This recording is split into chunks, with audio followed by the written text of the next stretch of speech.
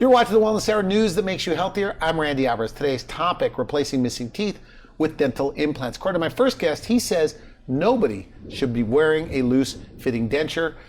With us, we have an expert on this topic of dental implants. With us, we have Darabi. Dr. Darabi, welcome to the program. Glad to be here. Okay. Thank you, Randy. Now, for people that don't know your practices, because I guess you have practices kind of stretched out over Western Massachusetts, who's the typical dental implant patient? Right, there's really not a typical patients. People come in different ages, different backgrounds, different problems. But if I had to categorize everyone, probably two categories. Okay. One that are already wearing dentures. They've already lost their teeth. There's no more teeth. And they could be wearing dentures maybe as short as a month or as long as 47 years. I had a patient come into my office the other day.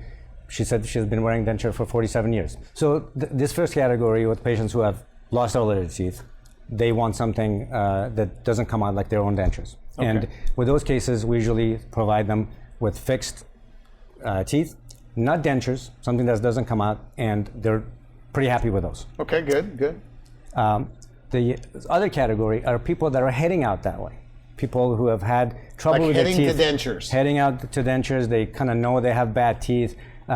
Sometimes they might mention that their parents had bad teeth, and they don't want any of that at all. And the bad teeth could be anywhere from cavities or periodontal disease, gum disease, loose teeth. And with those patients, we of course have to remove all of the teeth first, and then provide them with a fixed set of teeth so they don't have to suffer like the denture wear patients usually do. So is this the newest trend, like in dentistry, like being able to give people their teeth back, supported by dental implants? What are your thoughts? Absolutely. The implant is not necessarily new. However, this process is constantly getting improved as we go. Okay. Quite a few years ago, we were used to be able to do that, but now with the technology that we have, with the 3D imaging, with guided surgery, it's making things a lot easier, quicker, and more predictable for the patients and for the surgeon together. And we talked at the top of the show, nobody should be wearing dentures. You believe that? Absolutely.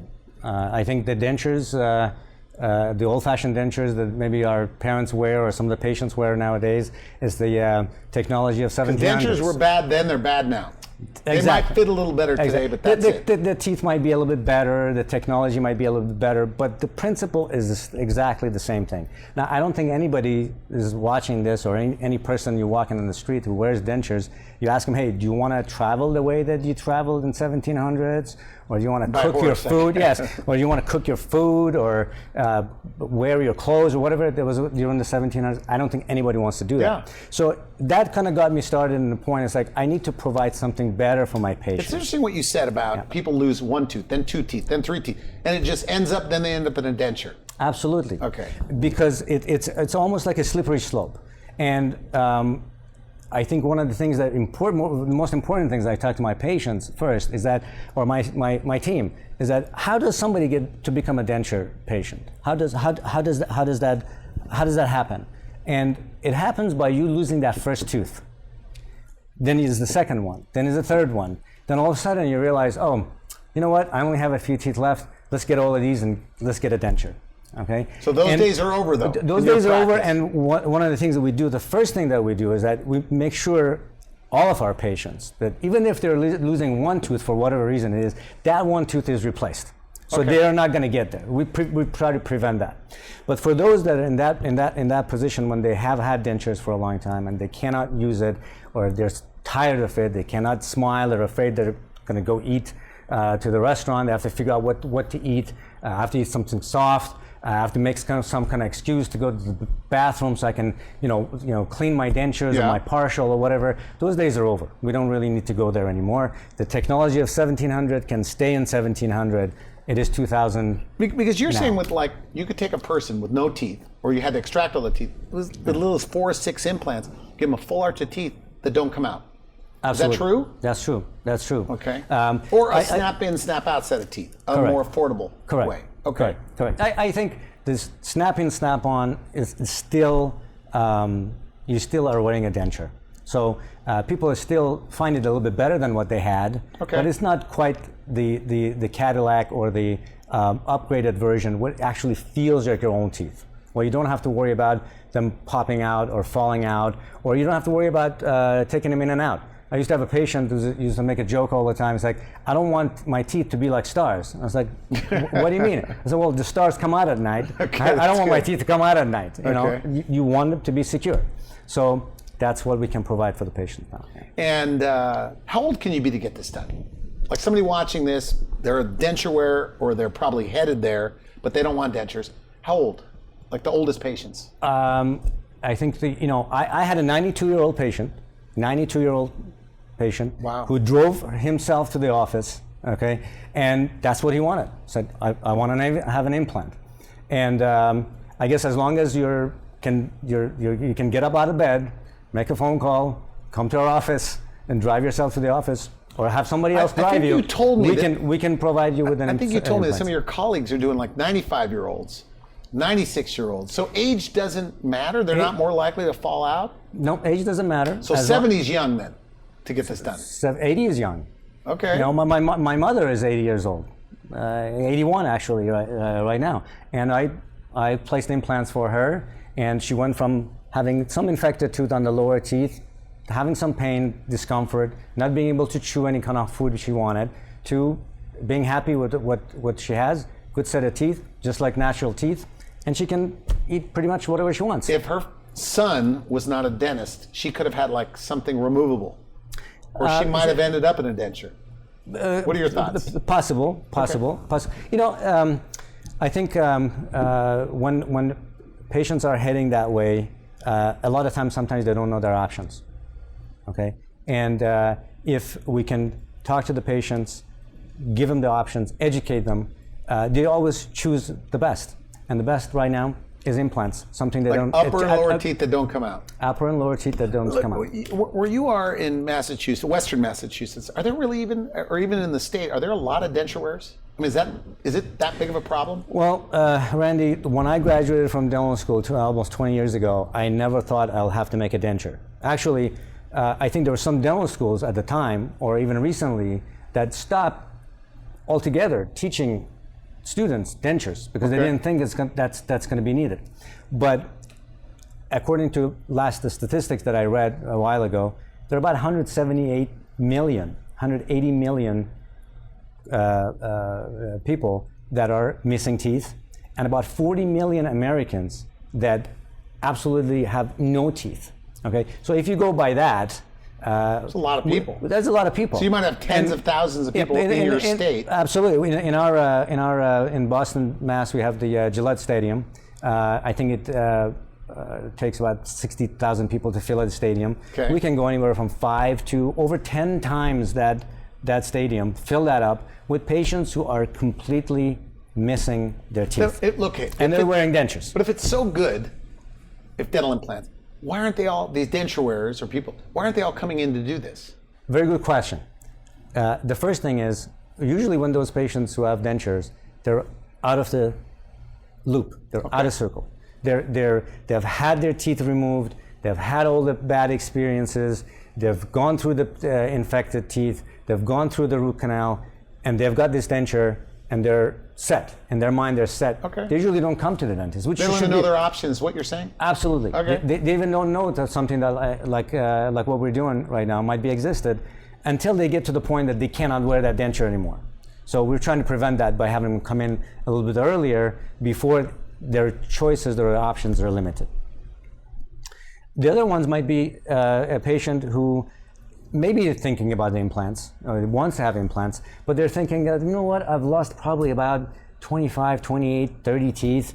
Average, the implant might be $2,000, $3,000, whatever they see on the news. As well, that's too much. I can't afford that. They have to know that, hey, we're not replacing every single tooth. Okay. We're replacing a few of them, and we're putting a kind of U-shape, an arch-shaped set of teeth on there where that's fixed, screwed in tight. You don't have to worry about it. So you don't necessarily have to replace everything. So isn't it true though, if you've been wearing a denture, like let's say 15 years, you can't do this, you don't have enough bone? That's could be farthest from the truth. That is not true. As long as you have bone, we can place the implants anytime. You can be wearing, in the case of the patient I mentioned to you, having the denture for 47 years, but as long as you have the bone, or we can augment the bone for you, you can have the procedure. So you have like bone building materials? Absolutely, absolutely. We are, as long as there's bone, we can place implants for them, even if they have wore dentures for 30, or in the case of patient that I mentioned to you, 47 years. That is not a problem. And even if they don't have bone, there is ways that we can augment bone. There's more technology, more science coming in that we can provide them with a bone graft first and then place the implants. And even in some extreme cases, there's still patients have options. And that's what I also tell patients a lot of times, is that they come in, sometimes they know what they know, what the problem, but my job sometimes, in many cases, is to tell them what they don't know that they don't know. That way we can discuss the options and do what they prefer to do. So what if you're 70 or 80 and you're on like 4 or 6 medications? Can you still do it? Or have a touch of osteoporosis or type 2 diabetes? That's a very good question. There's actually many of our patients are in that age range, 65, 75, or even older. And by that time, patients, many of them are in multiple different medications. And that's not a problem. Again, if they're healthy enough to come to our office, if they're healthy enough to call and ask questions regarding the implants, that is not a problem at all. Will you work with their medical doctor? Absolutely. And do you ever have to call them? Absolutely. In many of these cases, I always tell patients safety first. So we do a lot of consulting with their physicians if it's needed to figure out what works best for the patient. Some of those patients we can even do some light sedation to make them more comfortable in the office. But just because you're on a medication doesn't make you limited to just having dentures. You can still go through the procedure, you can go through the surgery, and we'll do whatever we can to make that surgery safe for you. On the day you actually give them the teeth, how soon can they eat? They can eat same day. We do suggest that they'll stay on soft food a little bit, not go crazy right away, because sometimes they're numb for a while. After a while, they're still numb, but they can eat right away. That's not a problem at all. Do they look real? That's my question. I mean, how authentic could you make them look real? Because I always feel like I could spot fake teeth walking down the street. You're right, and sometimes people, in spite of what we suggest, want it like that, because that's what I want. I want to have straight teeth. But I have to admit, making these fixed set of teeth that do not come out is more of an art than it is a science. How so? Well, we have the science. We have all the technology that you can have in our office to provide this service for the patient. But just like a custom-made suit that the tailor measures you and checks everything to make sure that fits you perfectly, that's one of the things we do with the patients. And actually, that's an example I tell patients: measure twice, cut once. We do a lot of work before. Now, you told me, it's like you do the surgery on a computer. Correct. Yes. First. Yes, that's right. It's not always done this way. That's right. And you make surgical guides. Correct. To be more precise. Correct. Yes.